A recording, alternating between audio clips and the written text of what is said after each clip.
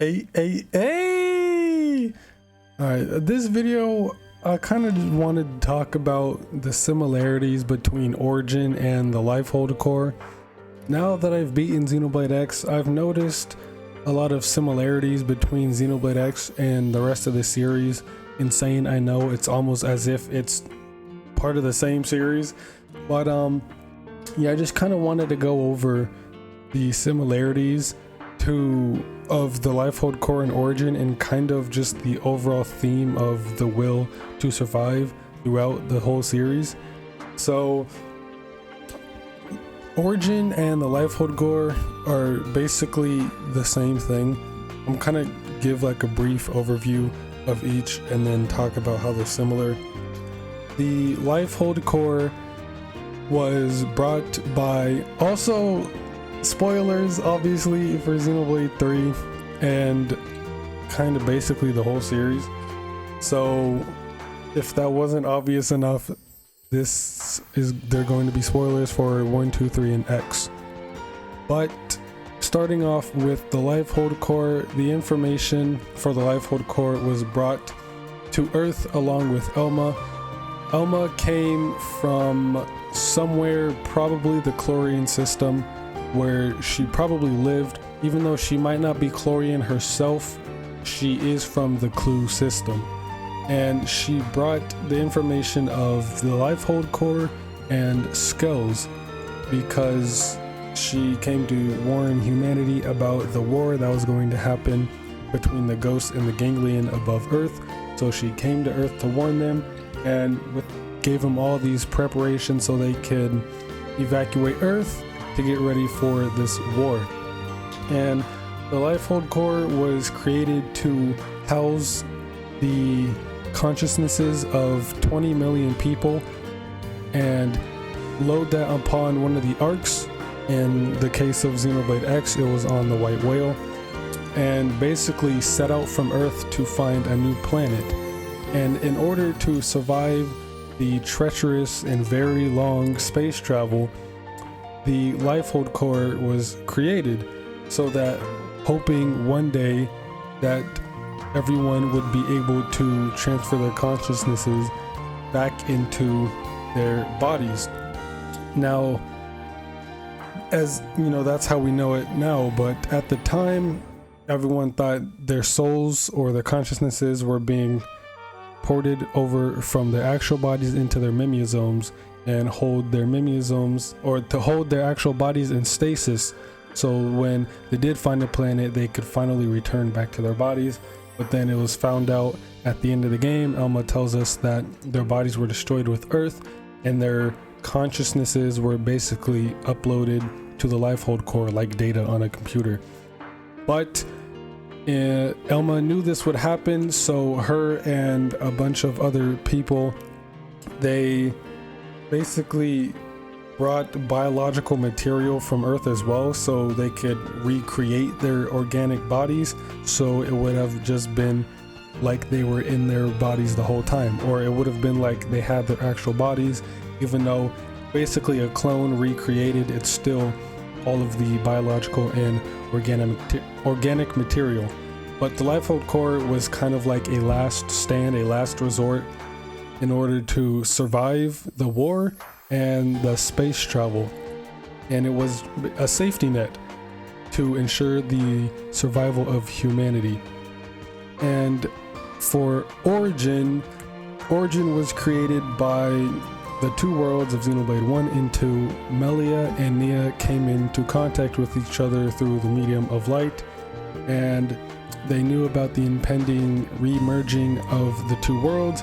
So in order to survive this, they built Origin as basically like a massive data center for all of the life and all, just everything in their two respective worlds. And they built their own two halves, and then once the worlds merged, they would combine the two halves of Origin and basically restart the world back to where it was. But as we know, the boot up system, or the reboot system of Origin, failed to start at the beginning when the two worlds merged, and then eventually Mobius took over and all of that. And you know, the two worlds built their halves of origin as, again, a safety net to ensure that everyone would be able to survive once the worlds remerged.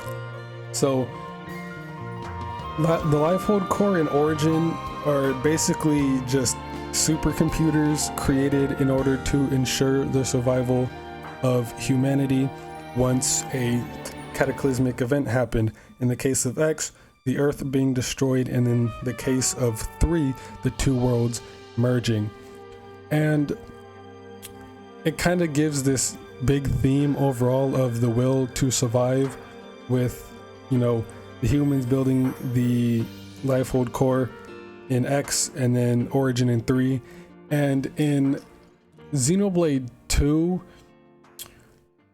this one, Klaus, after he restarted the universe using the Zohar and everything, he realized how badly he had fucked up, and there was nothing left in the world except for him and Moritha. So in order to ensure that humanity would, you know, keep on living, he created the whole blade system.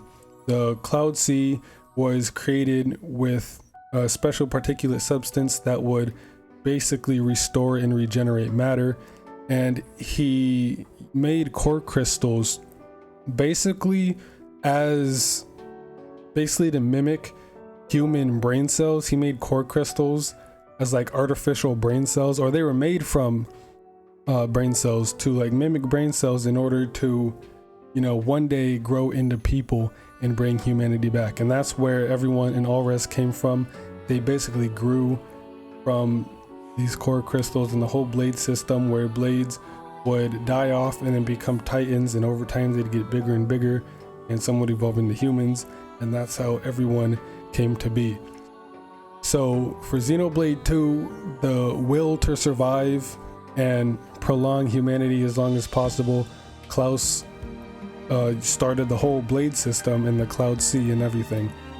And for Xenoblade 1, I'm kinda lost. I don't really have anything for Xenoblade 1 as like a special program or structure that was created in order to ensure the survival of humanity. The closest I can think of is the Monado, I guess, since that's really the only thing that could stop the Mechon. But then we find out that the real threat was Zanza himself, and there wasn't really anything created to fight him off to make sure humanity survived. I guess you can consider Shulk's Monado 3, but at that point they were already doing heavy damage to Zanza and beating him. So I don't think the Monado 3 was necessary in order to beat Zanza. They might have beat him without it, but Xenoblade 1 is a tricky case. Xenoblade 1's a weird case. So I don't know. Xenoblade 1 is kind of hard, but Xenoblade 2 is the whole blade system. Xenoblade X is the Lifehold Core, and Xenoblade 3 is Origin. So I mean, it's pretty cool thinking how like all of the games, even though they're all so different, they're all still connected by one big theme of the will to survive. And I guess with Xenoblade 3, if you look deeper into it, Mobius or Ouroboros could also be considered a metric to ensure the survival of humanity, since Mobius were created, or I keep saying that, Ouroboros were created to combat Mobius. And even though Ouroboros aren't required, they help vastly in fighting off Mobius in order to eventually take back control of Origin. And yeah, it's just really cool. I like looking deep into the series and finding like overarching themes that fit within, you know, the entire series, and see how they're iterated differently into each game. It's really cool to see.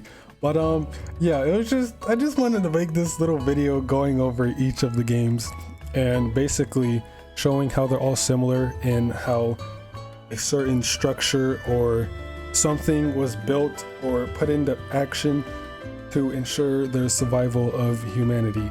So yeah, this a short little video, but yeah, that's really about it. I'm excited for this Xenoblade 3 DLC coming out on Friday. I'm going to grind to get all my heroes up to rank 20, so that way I can just blast through Arcsage Gauntlet and be as optimized as possible for it. I'm even gonna get Masha to, you know, level 10, unlock her, you know, do her ascension quest, get her to rank 20 before I even start Arcsage Gauntlet, so that if I do get Masha, I could use her. But I'm looking forward to Masha and the whole DLC Wave 3 on Friday.